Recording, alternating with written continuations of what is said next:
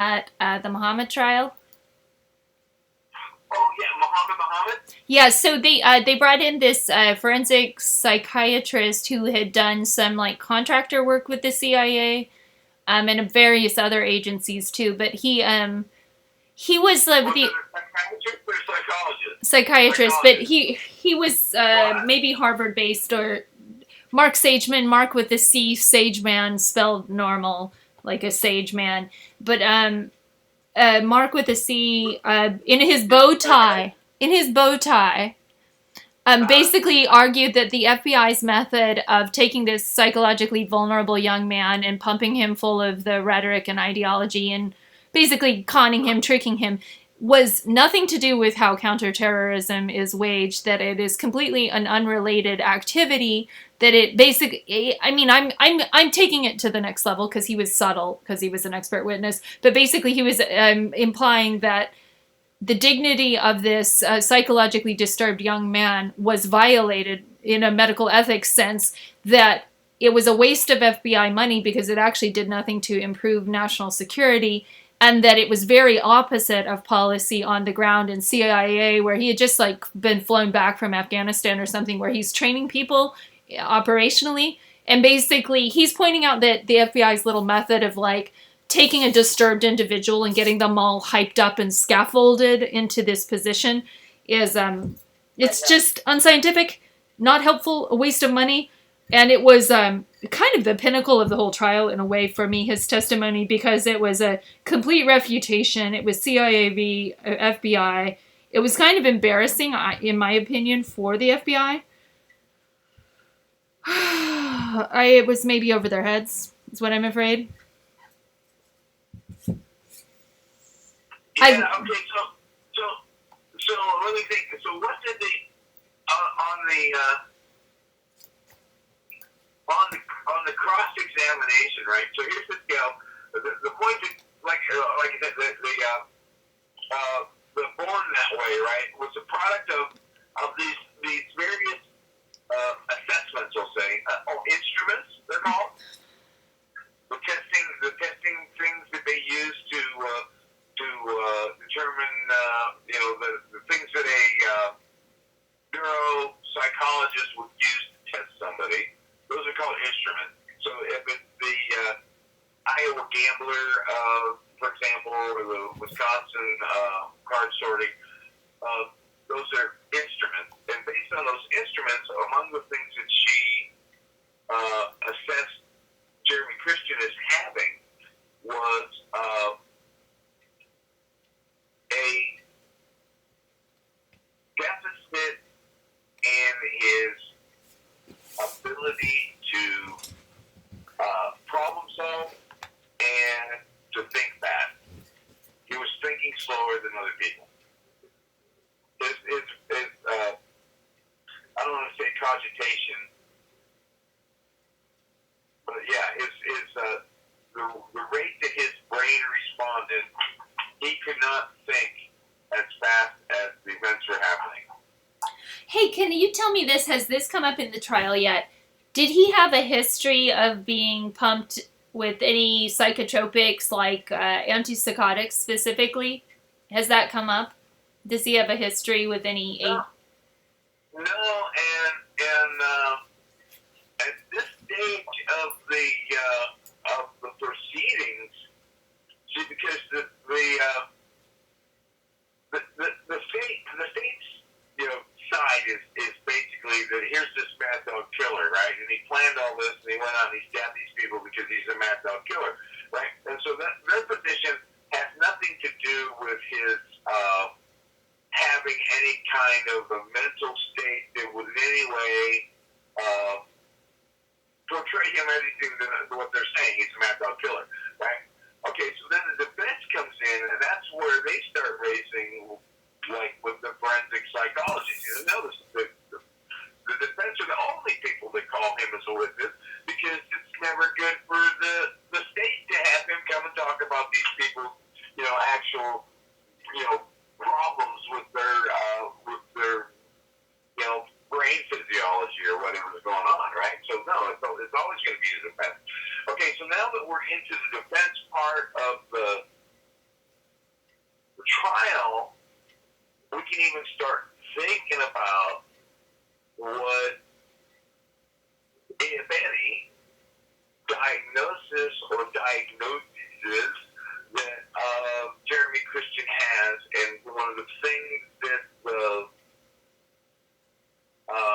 the gal said, the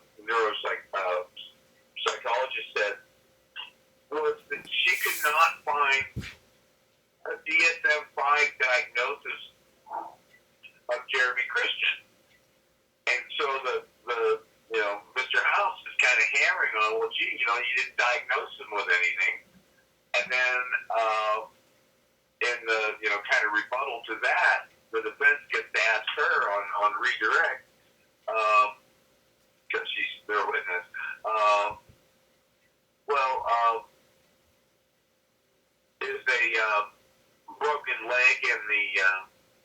is a broken leg in the DSM-5? No. Well, can a person be diagnosed with a broken leg? Yes. So just because you have, what you're being diagnosed with isn't in the DSM-5 doesn't mean it's not a real thing. So what she was saying is she couldn't diagnose him with anything in the DSM-5, but she was diagnosing him with this deficit in executive function, which was the product of these various things, which was the ability, the spatial thing, with the slowness of thinking, the perseveration, being stuck on one idea regardless of feedback to the alternative, right? And so that was her thing, right? And then it kind of the state tried to pick at her about her raw data versus her whatever, and they really didn't have much to say to beat her down, except to say that you're saying that this guy, just killed these people because he couldn't help himself or whatever, right? And that's basically what she was saying, because that's basically what happened. And okay, so the other thing was that once he was shoved down, that triggered the fight or flight, triggering the sympathetic nervous system, which then does its own inhibitions to the brain's ability to process the way it would process absent the fight or flight response. So that became an important part of the analysis and the defense and finding out that here's this guy who was born with this thing. He already has these conditions, his brain deficits that tests show, and then he's put in a circumstance that he is triggered with fight or flight chemicals at a time when he can't cogitate as fast as the events are happening, because when you're in the fight or flight response as part of the survival mode, you can't think. You're pulling your hand off the stove before your brain even gets a chance to get the message. The way you would get the message, but it's responding in the survival mode because that's the way we're wired. That's just the way it is. Yeah. Right. So that and this 11 seconds was considered not to be long enough time for him to actually process that. Wow. And then they bring in the forensic psychologist who says your daddy had Alzheimer's. Oh. No, your daddy had what I say, autism. Oh, great. Your daddy had autism, your brother had autism, your other brother had autism, and if the father had autism, your chances of having autism are 1 in 4. We don't know, we do know with Down syndrome very well, that the genetic component, but with autism, there's 400 genes in play. We have no idea what's going on. The medical science has no idea what causes autism. But it does follow genetically through the father. Yeah. Okay, so then they start saying, like, what's up? How come nobody said,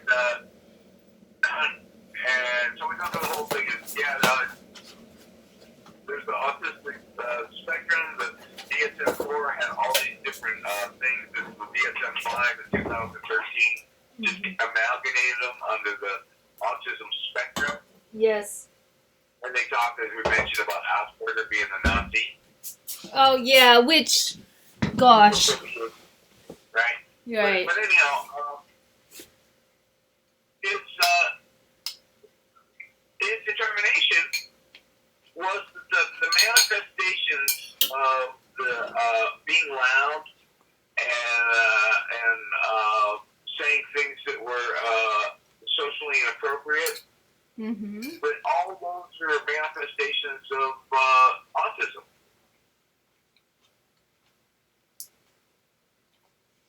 So that was a defense. That was a defense expert witness that, you know, saying the N-word to someone and not realizing that it offends them is a product of not being able to put yourself in another person's shoes.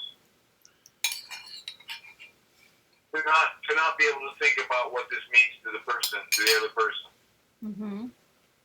That's part of the social. You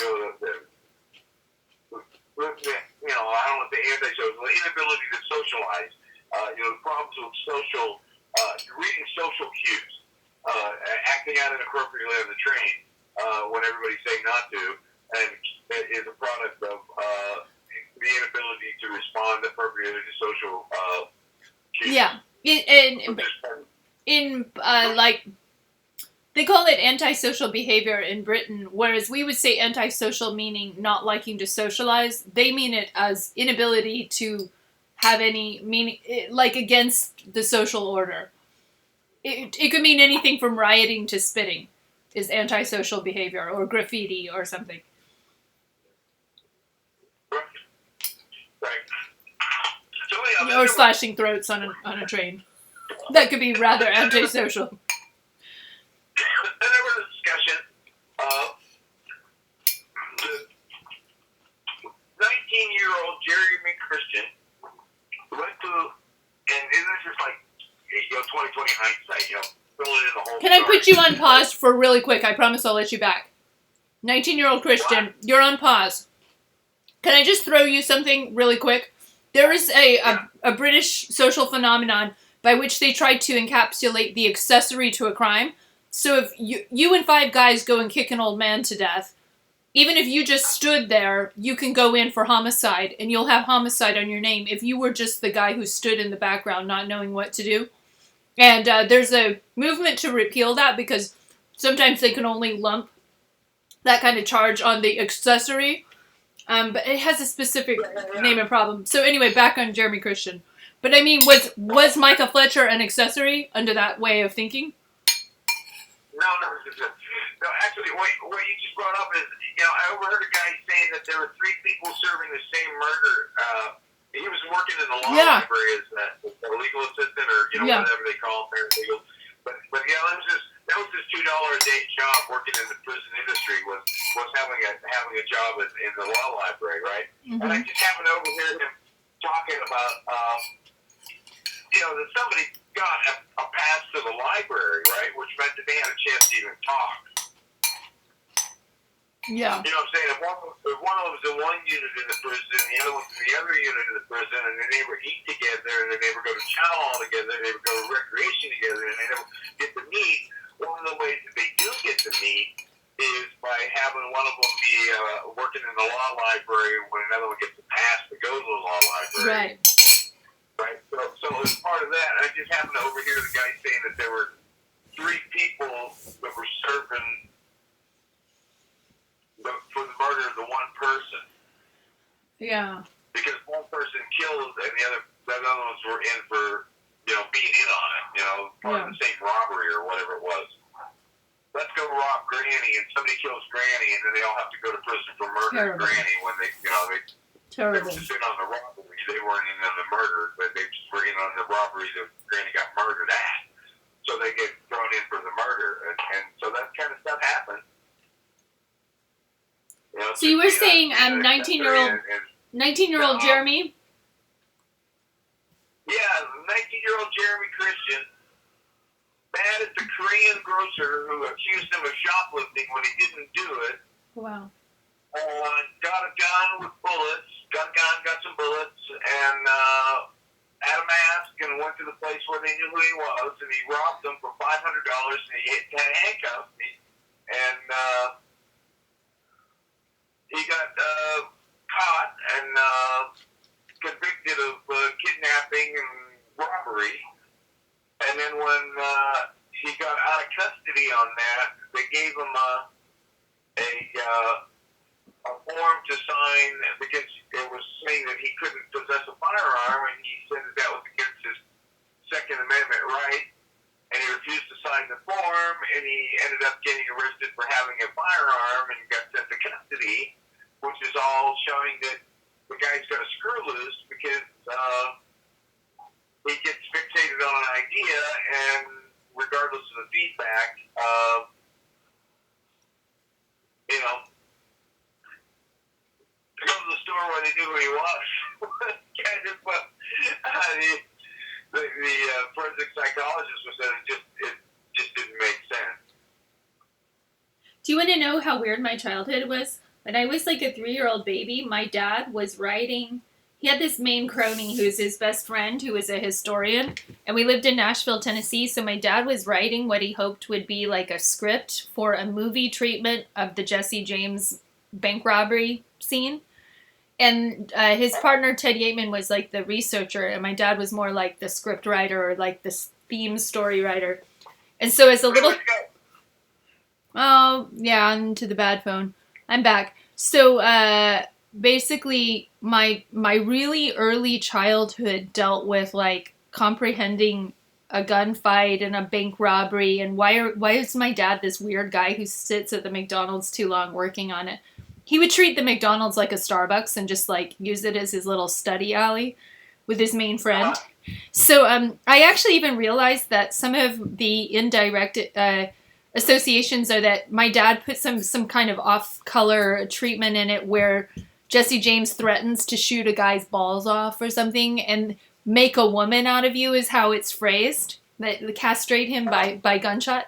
And somehow, like, it occurred to me when I was having to deploy, like, self-defense measures that, or contemplating those, that was my dad. When I thought about it later, I was like, hey, that's my dad, actually, that told me to go for a guy's balls. Because obviously, women don't have that. We have everything else guys go for when they're attacking us. But it is a really nice safety valve, and the whole machismo, male energy catastrophe is that... Do men really even like? I don't know. Or are some men impervious to that? It's basically a universal like disabler, right? I wouldn't know.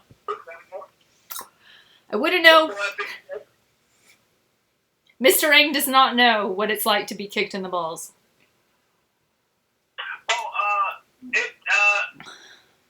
Well, it hurts. Well, of course it hurts.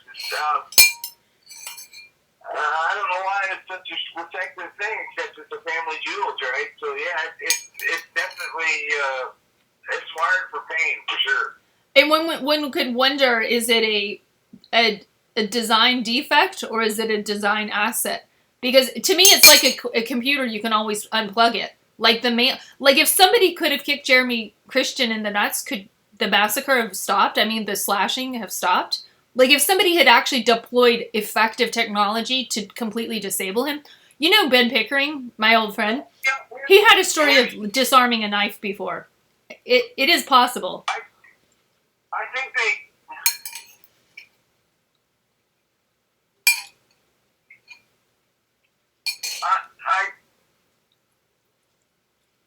I think if I think the way it really went down was that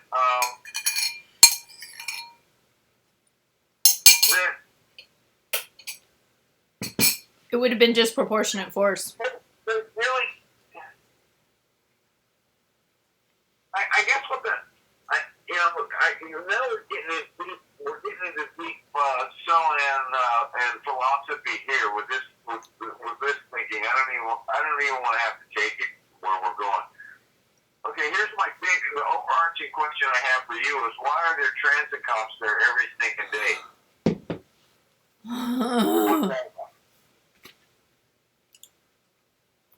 What's their jurisdiction if they're in the hallway all day in the trial? Oh, wow. Every day. Wow. They're really intrigued by it all. Milwaukee, Gresham. It's a training exercise. Or it's causing them to think hard. Sheriff, Transit Division. Why are there Transit Division cops at the Jeremy Christian trial? And why did the sheriff corrections deputy say, "Oh, there's only 2 of you. We'll have to do Plan B." So there's some of that. There's some amount of court security that's being provided by the Transit Division of well, we have to say the Portland Police, although it's everywhere climate goes. So I've seen cops from Milwaukee, and yeah. Wow. I haven't seen a Hillsborough cop yet. Huh. My cousins are Hillsborough cops. They want to retire. They're over it. That's what Uncle Richard said. Yeah, okay, so that's the question. Okay, so the other thing is,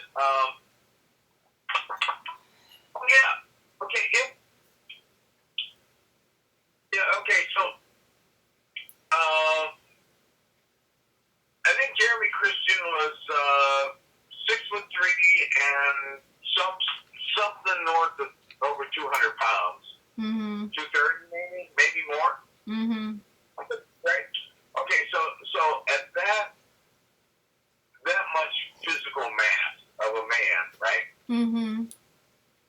When if he is having been pushed down, shoved down onto the seat backwards twice, right? At that point, he's going to be having fight or flight. At the point he's handling a knife, he's going to be experienced fight or flight, right? And that extra on top of whatever else he had going on. And he was an experienced fighter. He's fought a lot. He had 20 fights as an adult at least. Right, so, and he fought in prison, right, because he went to prison for 10 years, so he fought, and he fought on the street, so there's no question that he knew how to fight. And so, I don't think anybody could have stopped him. The only thing that stopped him is he ran out of people.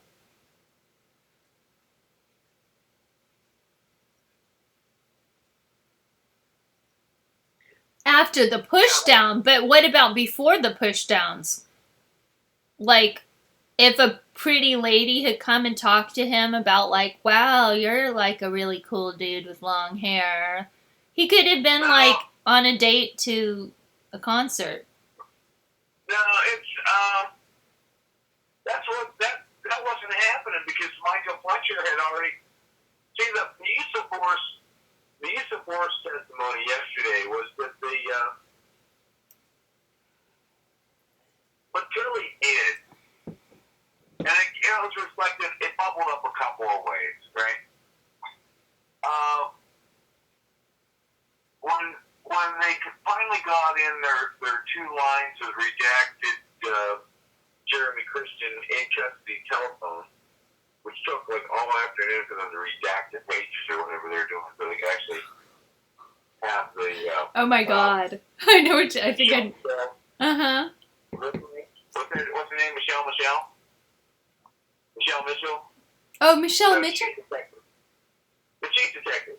Oh, okay. She was able to reference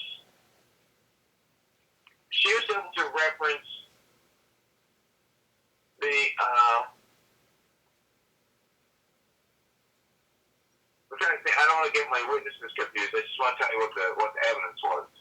Jeremy Christian was in custody. Oh, hey, we have to stop. This is. Hold up.